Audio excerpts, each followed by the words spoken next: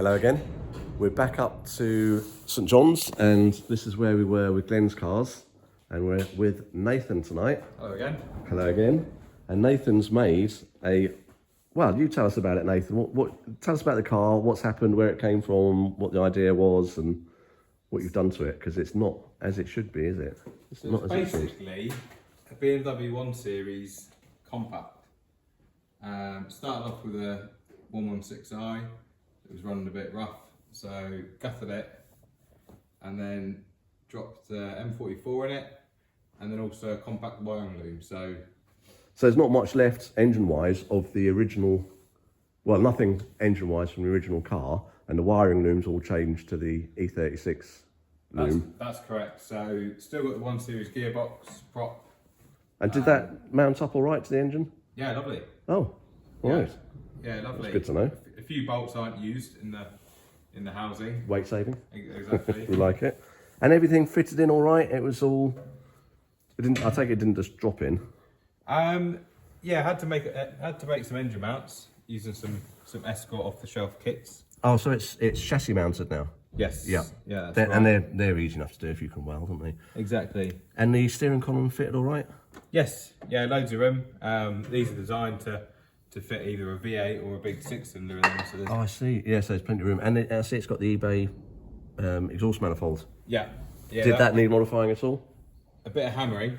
Right. Because it's designed for a left-hand drive 3 Series. But I took my chances with ordering it, and yeah, it's tight. But yeah. They're nice manifolds when they fit, if you've got a left-hand drive car. Yeah. That's useful, that one. And these beasts?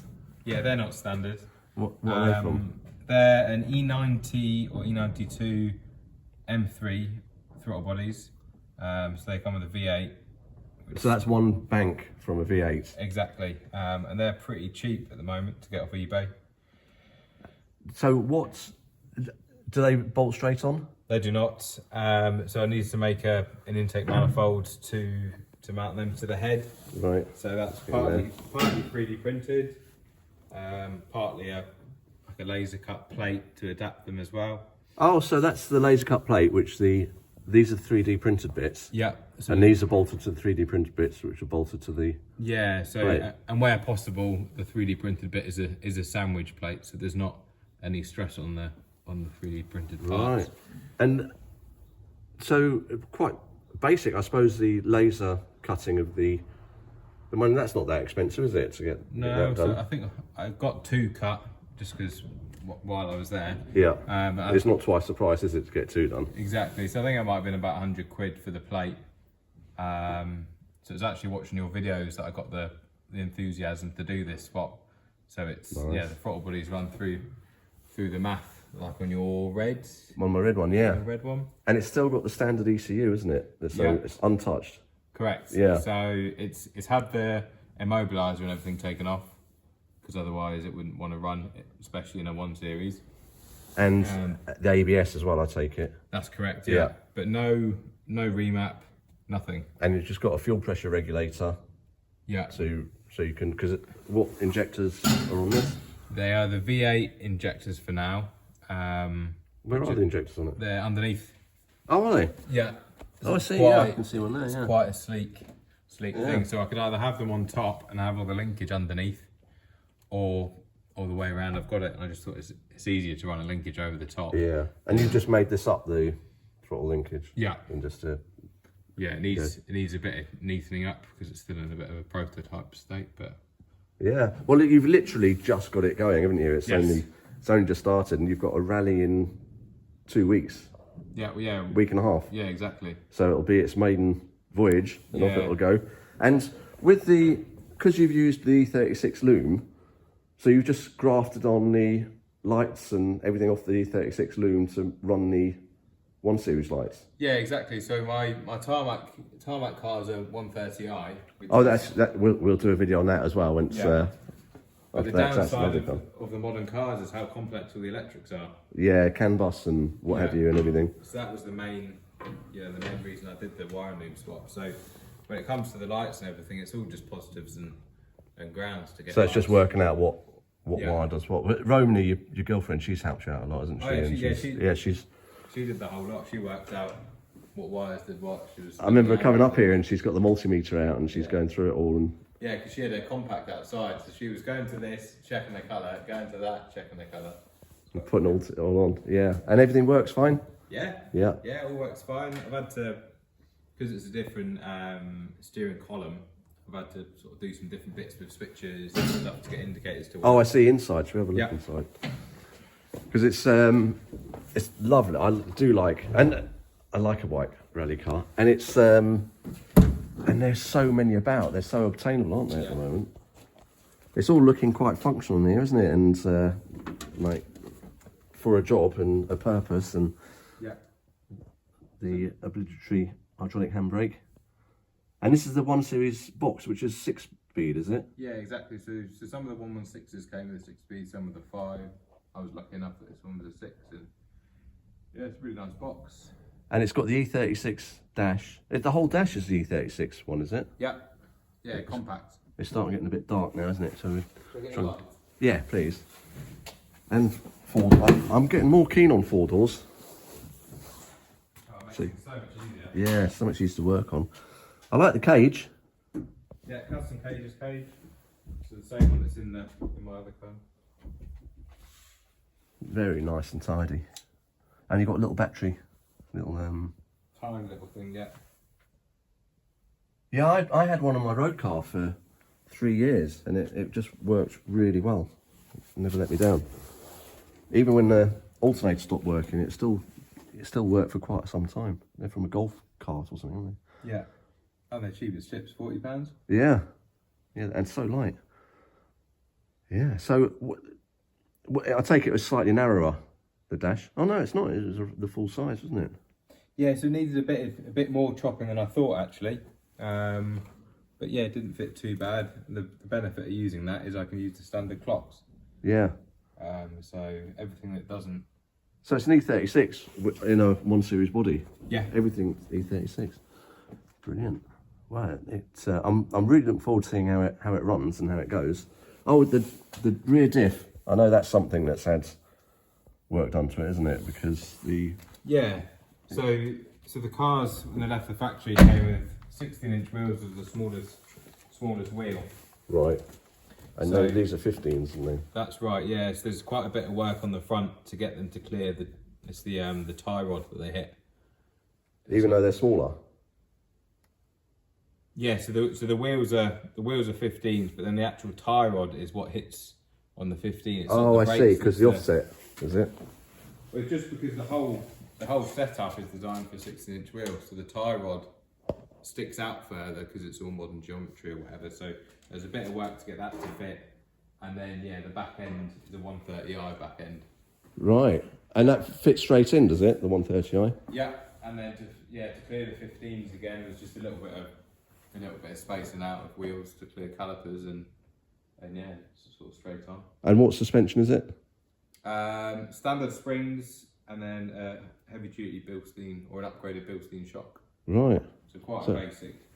So how long has it taken you to build this car? I know you're not doing it full time. You only do it weekends and evenings and.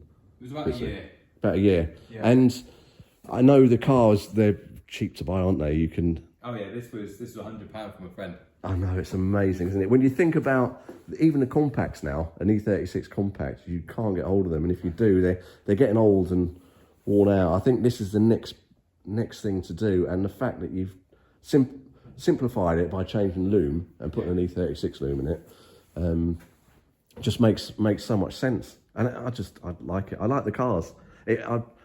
Hopefully, where we're rallying, they've got scales up there, so it'd be interesting to see what it weighs. Yeah, exactly. Get it weighed and see.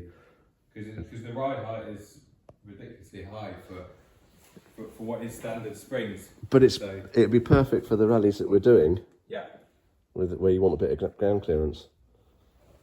Yeah, this is. I'm so looking forward to seeing how it goes and what it does. And Yeah, it should be interesting. yeah.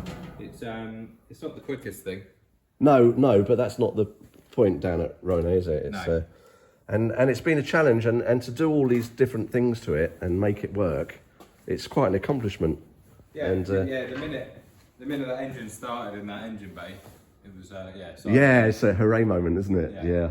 And I mean, when I did mine, I just didn't think it would work. I had no idea, and it'd pull off the upper hill and tick over, and they run so well. And a lot of people get hung up on ECUs and want to go standalone, and there's just no need. Yeah. The standard ECU it's quite clever, and it can work it out. Yeah, so I've just come back from a test drive with it, and it drove like a normal car. Yeah, which is brilliant. When you think about the size of those throttle bodies, it shouldn't work. Yeah. But they do work.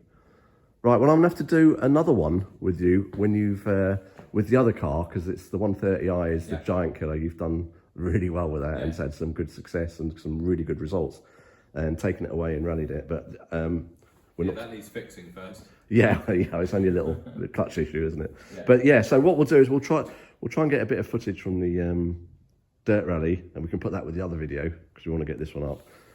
But thank you very much for taking the time to. No problem. I'm sure there's loads more that we could talk about with it. It's just, especially the 3D printing.